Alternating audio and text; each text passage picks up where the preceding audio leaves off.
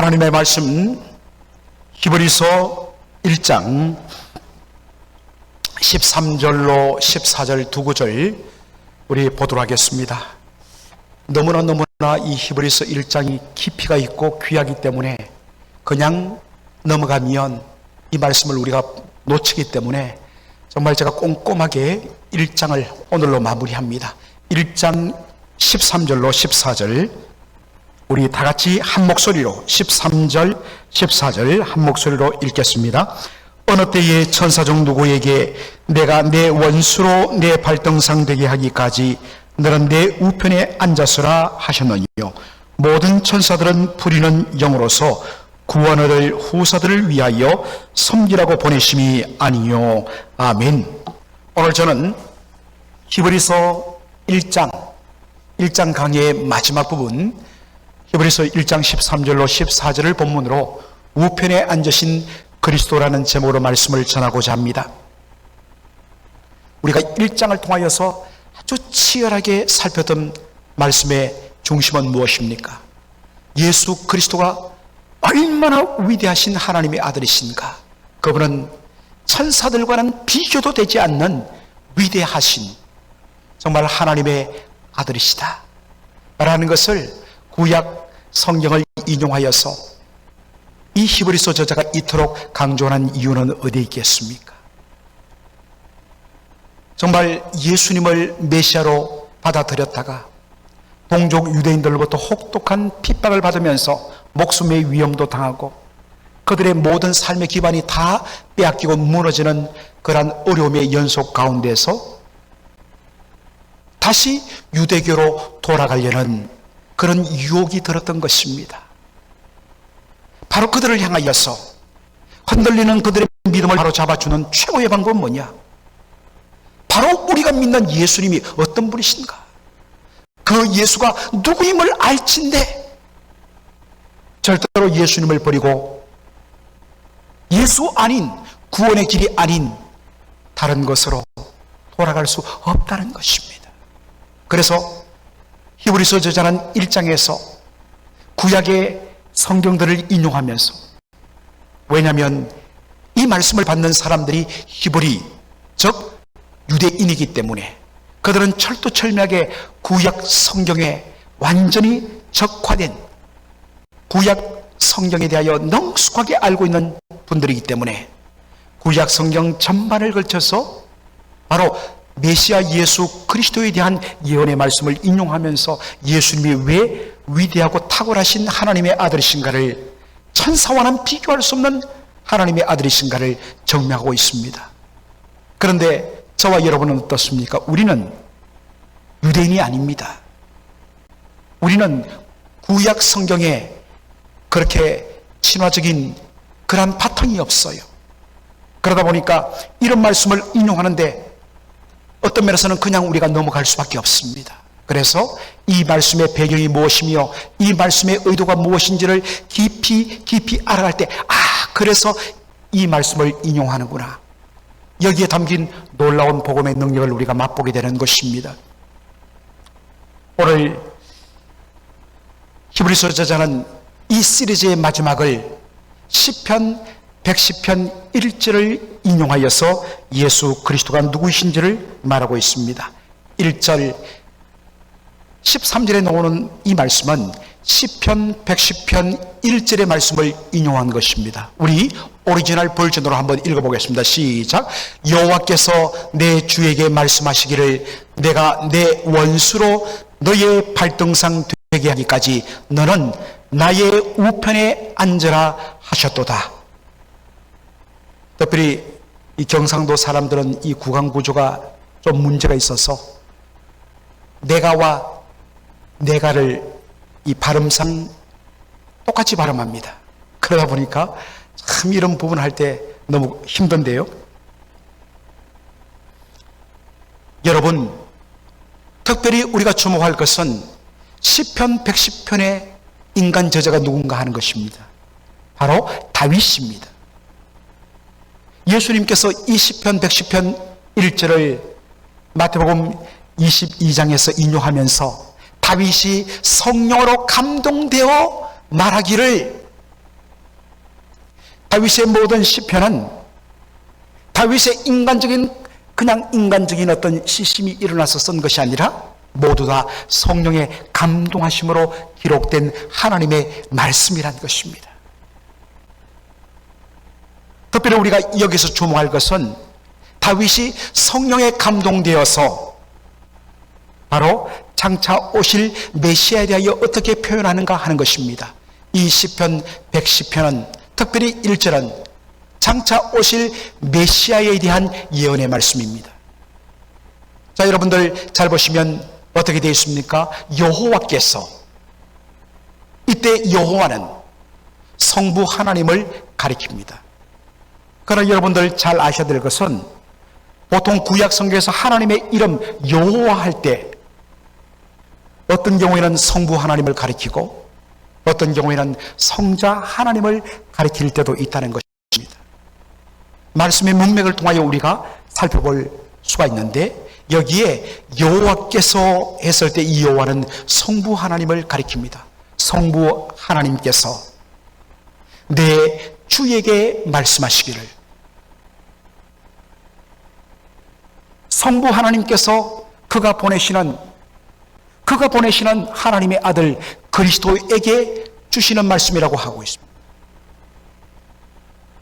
그런데 성령에 감동된 다윗이 장차 오실 메시아 그리스도에 대하여서 뭐라고 이야기합니까? 여호와께서 내 주 마이 롤드, 나의 주님께 말씀하셨다. 여러분, 일반적으로 메시아는 다윗의 후손으로 오신다는 것이 구약시대로부터 예수님 당대 모든 사람들에게 그렇게 인정하고 고백하던 내용이었습니다. 그런데 다윗은 장차 자신의 혈통을 통하여 자기의 후손으로 태어날 그 후손 중에 메시아가 올 것인데, 그 메시아를 어떻게 고백한다고요? 나의 주님으로 고백했다는 것입니다. 비록 인간적으로는 내 후손이지만 그러나 근본적으로 그리고 영적으로 그분은 나의 주님이시다. 그분은 나의 구원자 메시아시다. 여러분, 이것은 성령의 감동이 아니고서는 이런 고백을 할 수 없다는 것입니다. 이것 때문에 요한계시록 22장 16절의 말씀이 이해가 되는 것입니다. 요한계시록 22장 16절에 보니까 예수님께서 이 모든 계시록의 말씀을 마치시면서 자신을 이렇게 소개합니다. 나 예수는 교회들을 위하여 내 사자 나의 천사들을 보내어 이것들을 너에게 전가하게 하였노라. 나는 다윗의 뿌리요 다윗의 자손이니. 나는 누구냐? 나 예수는 다윗의 뿌리이며 동시에 다윗의 자손이라고 소개하고 있습니다. 혈통적으로 예수님은 분명 다윗의 후손으로 하셨습니다. 그래서 마태복음 1장 1절에 어떻게 시작합니까?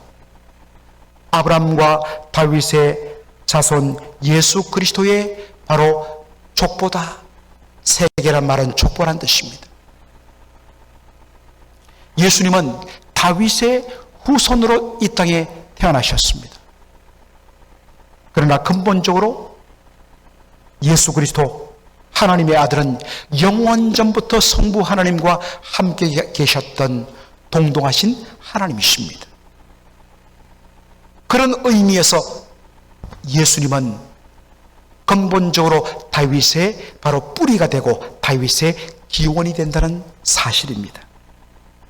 그런데 하나님께서 우리를 구원하시기 위한 그 뜻을 온전히 성취하기 위하여서 기꺼이 자기를 낮추시고 다윗의 후손으로 이 땅에 성육신하신 분이 바로 예수님이라는 것입니다. 그러므로 예수님은 자기를 소개합니다. 나는 근본적으로 다윗의 뿌리면서 동시에 다윗의 자손으로 이 땅에 온 예수라고 소개하는 것입니다. 우리가 좀 더 시편 110편 1절 말씀을 더 살펴보면 여호와께서 내 주에게 말씀하시기를 내가 나 성부 하나님이 너의 원수로 너의 발등상 되게 하기까지 너는 내 우편에 앉으라 하셨다라고 말씀하십니다. 여러분, 이 말씀은 너는 내 우편에 앉으라, 이것은 장차 그리스도가 영광의 메시아가 받으실 그 놀라운 영광을 예언하는 말씀입니다. 그리스도는 장차 하나님의 우편에 앉게 될 것입니다. 여러분, 여기에 하나님 우편에 앉는다는 것, 내 우편에 앉는다는 것, 그것은 하나님이 여기에 계시면 바로 하나님, 바로 오른쪽 위치와 방향으로서 오른쪽에 앉는다는 말이 아닙니다. 히브리적인 개념에 있어서 오른편, 오른손, 이것은 바로 뭐냐면 능력과 권세를 가리키는 말입니다. 그래서 구약 성경 보면 나의 오른손으로, 나의 의의 오른손으로 너를 굳세게 붙들리라, 능력의 손, 권능의 손을 가리킬 때 오른손을 씁니다.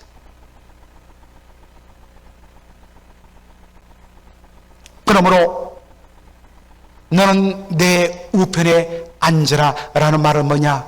장차 너는 나와 동등한 영광과 동등한 권세와 동등한 위엄을 가지게 될 것이다 라는 말씀입니다. 자, 그렇다면 그리스도께서 하나님의 우편에 앉으시는, 즉 하나님과 동등한 권위와 권세를 가지시는 온전하신 하나님으로 그분이 온전히 높임받는 때는 언제인가 라는 것입니다. 우리가 히브리서 1장 2절을 볼 때 그것을 확인했습니다.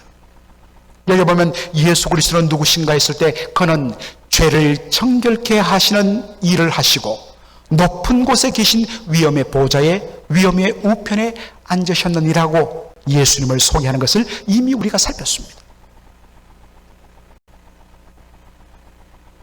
여러분, 예수님께서 죄를 정결케 하는 일을 하시고, 이게 뭐겠습니까? 예수님 십자가에서 저와 여러분의 모든 죄를 대신 지시고 우리가 당할 모든 저주와 심판을 예수님이 대신 다 담당하셨습니다. 그 결과로 예수님 우리의 모든 죄값을 다 지불하시고 우리의 모든 죄를 다 사해 주시고 우리의 더러움을 예수님께서 대신 다 짊어지시고 그분이 더러워지시고 그분이 수치를 당함으로 말미암아 우리를 온전히 죄로부터 정결케 하신 줄로 믿습니다. 이것이 십자가의 능력입니다. 예수님은 십자가에서 죄를 정결케 하는 일을 온전히 이루셨습니다. 그렇게 죄를 정결케 하시는 일을 하신 그분께 어떤 일이 일어납니까? 높은 곳에 계신 위엄의 우편에 앉으셨느니라. 이것은 하나님께서 바로 십자가에 달려 죽기까지 복종하신 그 예수님을 지극히 높이시고 영화롭게 하셨다는 뜻입니다. 여러분, 예수님께서 하늘 우편 높은 곳에 오르시고 하나님의 우편에 앉으시기 전에 어떤 일이 일어납니까? 제일 먼저 십자가에 죽으셨던 예수님을 죽은 지 3일 만에 하나님께서 다시 살리시는 레저렉션, 부활이 있게 됩니다. 여러분, 부활이야말로 예수 그리스도를 온전히 높이시는 하나님의 높이심의 첫 번째 단계입니다. 왜냐? 예수님이 어디에서 죽으셨어요? 십자가에 못 박혀 죽으셨습니다. 십자가는 바로 하나님 앞에 저주받음의 상징이었습니다. 예수님께서 십자가에 달려 죽으셨을 때 사람들이 조롱합니다. 네가 과연 하나님의 아들이라면 그 십자가에서 내려와라. 이 말은 예수님이 그 십자가에서 내려오면 내가 너를 믿겠다가 뜻이 아니라 조롱입니다. 어떻게 하나님의 아들이 하나님께 저주받고 버림받음의 상징인 십자가에 달려 죽을 수 있느냐? 그러므로 너는 하나님 아들 아니다. 얼마나 수치스럽습니까?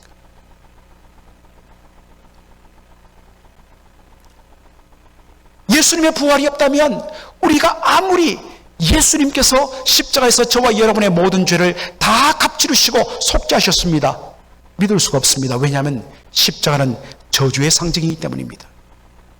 그렇다면 예수님의 십자가의 죽음이 과연 저와 여러분의 대속의 대속을 위한 놀라운 역사란 것을 어떻게 확인할 수 있느냐? 하나님께서 죽었던 예수, 십자가에 못 박혀 저주받아 죽임당했던 예수를 죽음에서 다시 살리시는 일을 통하여, 여러분, 죽은 자를 살리시는 일은 오직 누구밖에 할 수 없습니까? 하나님밖에 할 수 없습니다. 만일에 그가 하나님 앞에 저주받고 버림받은 죄인이라면 하나님이 그를 다시 살리실 이유가 없는 거죠. 그러므로 죽었던 예수를 하나님이 다시 살리심으로 말미암아 이 예수는 저주받은 죄인이 아니요 하나님의 아들이요.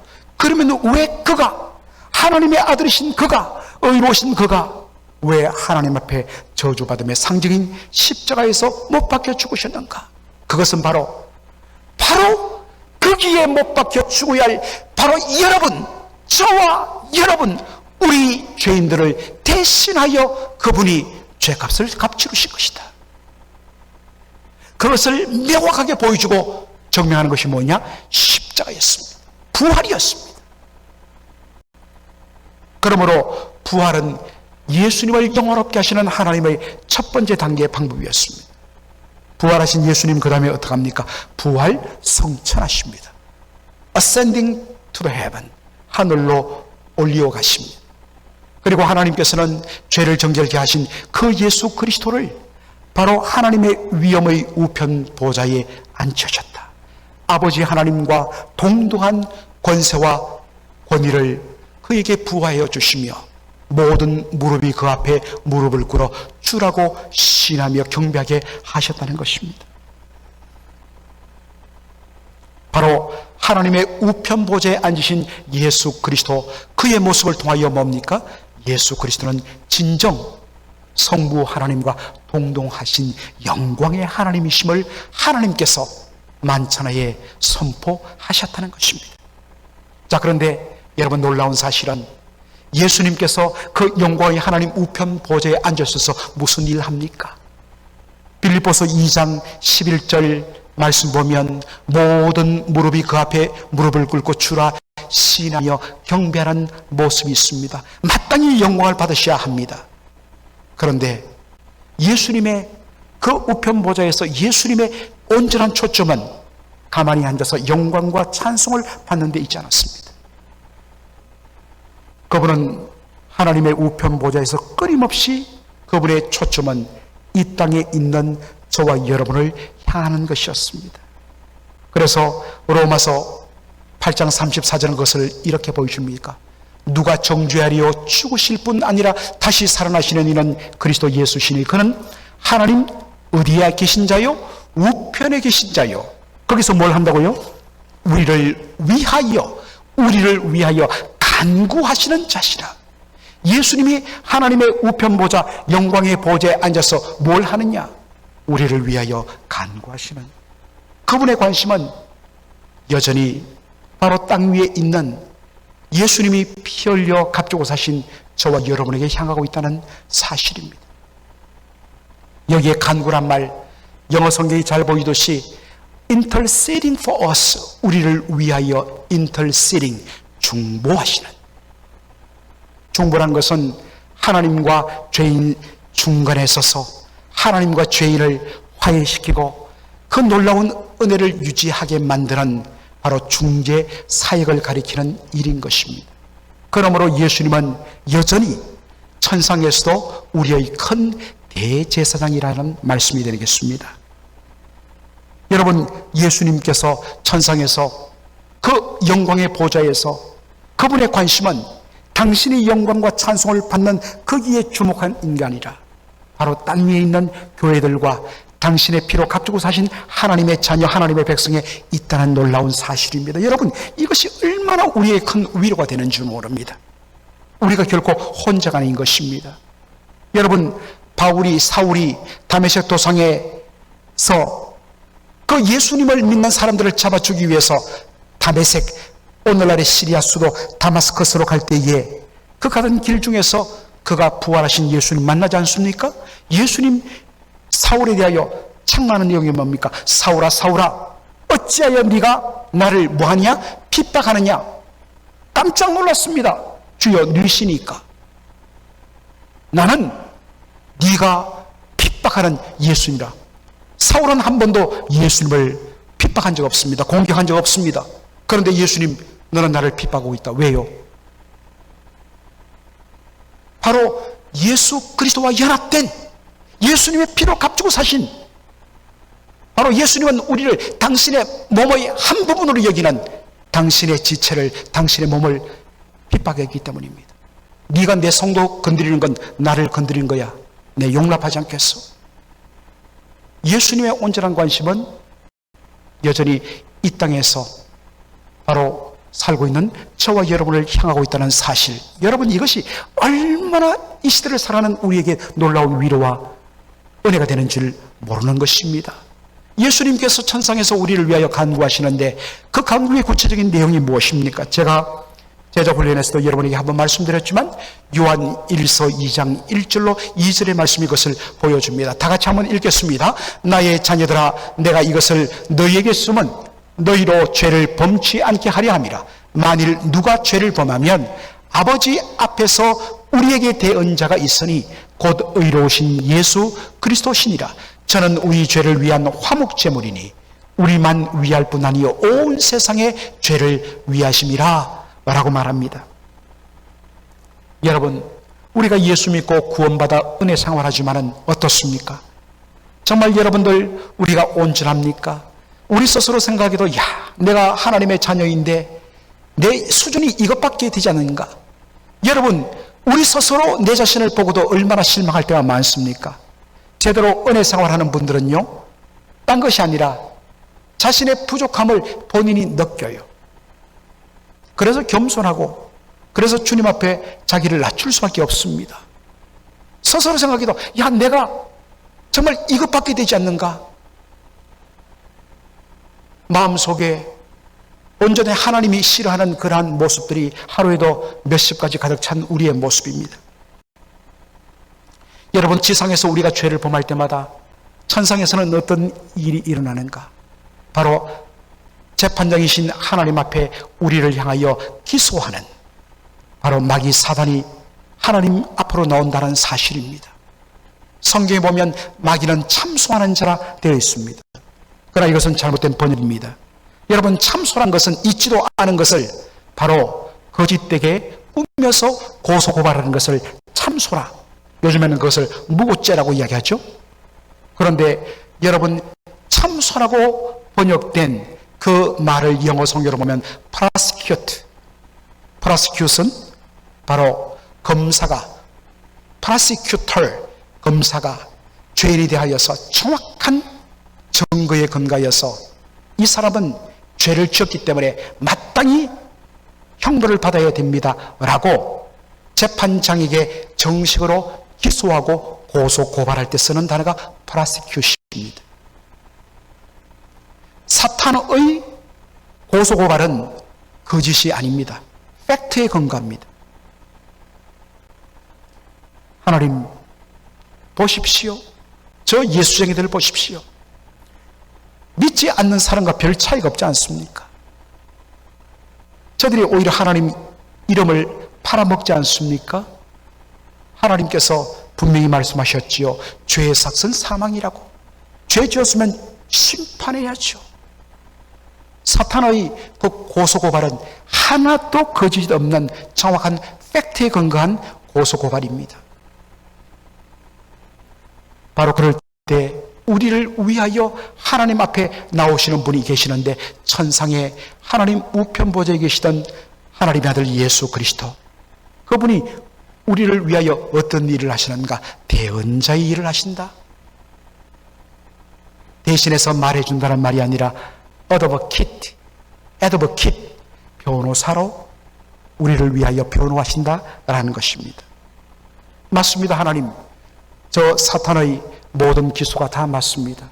그러나 제가 저들을 위하여 2000년 전 갈보리 십자가 위에서 피 흘려 단번에 영원한 속죄를 이루었습니다. Once for all atonement, 단번에 영원한 속죄를 이루었기 때문에 저희의 이 대속의 놀라운 사역에 근거하여 저들을 용서하여 주옵소서.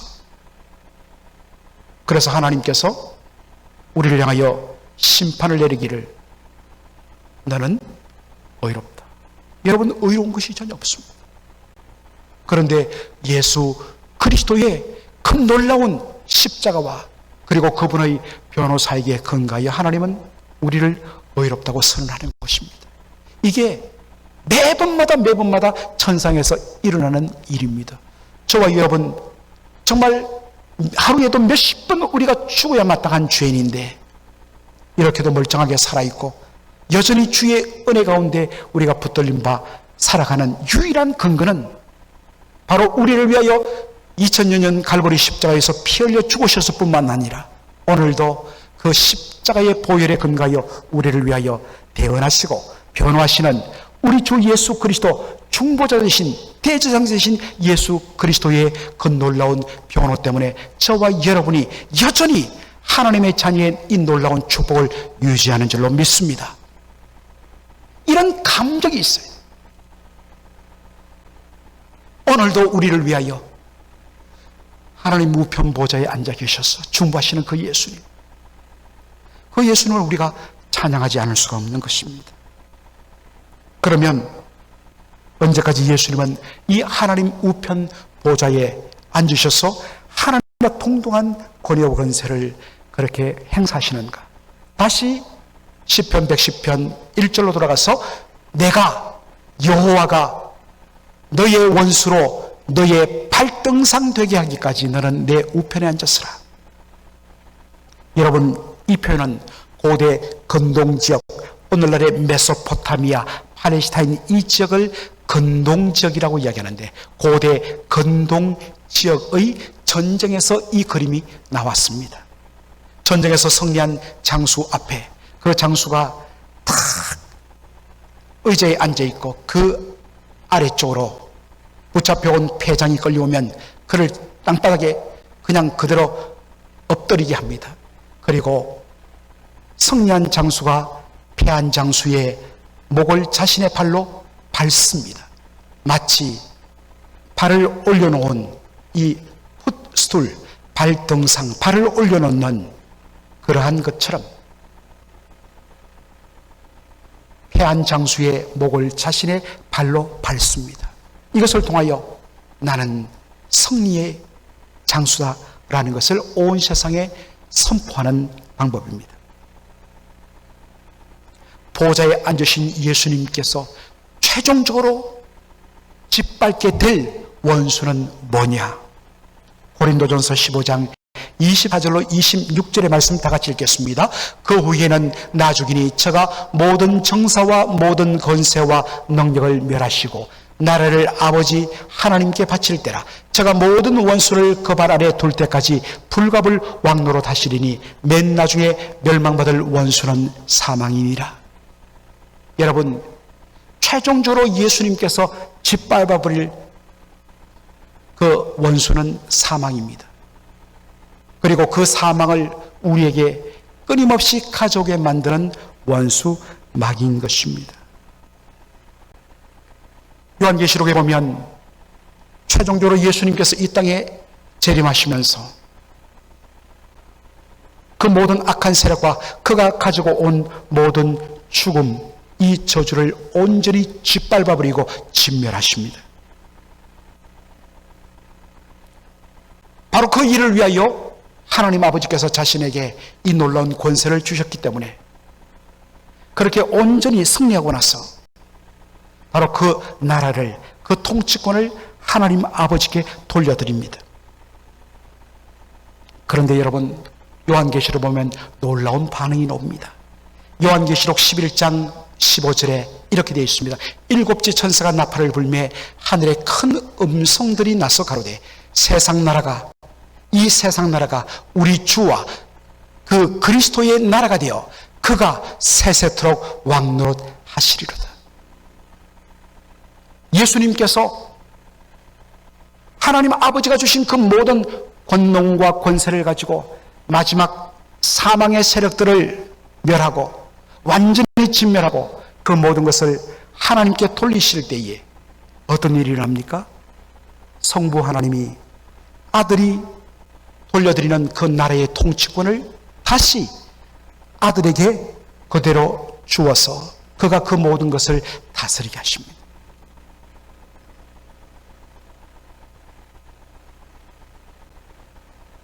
그런데 여기서 또 놀라운 일이랍니다.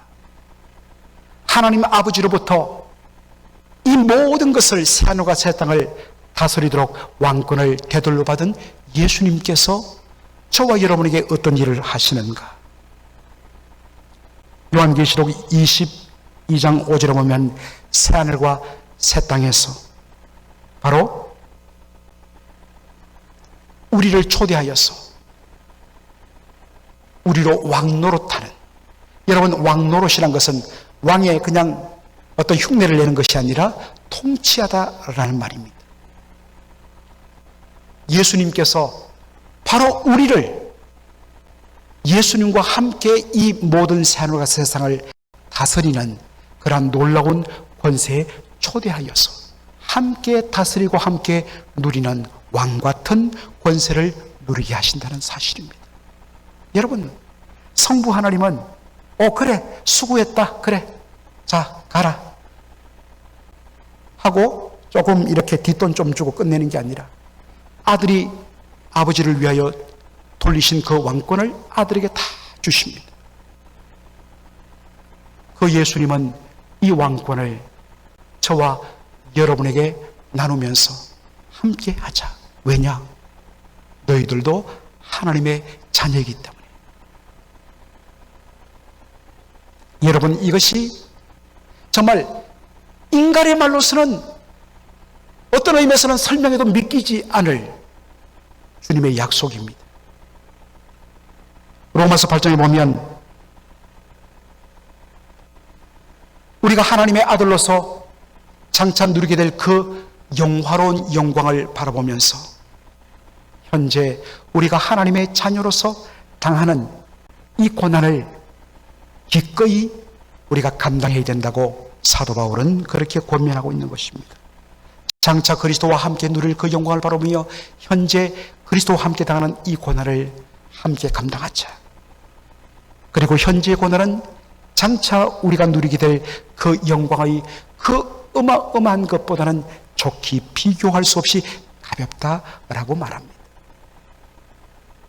이렇게 이 말씀이 바로 로마서와 요한계시록을 통하여 다 드러나는 것입니다.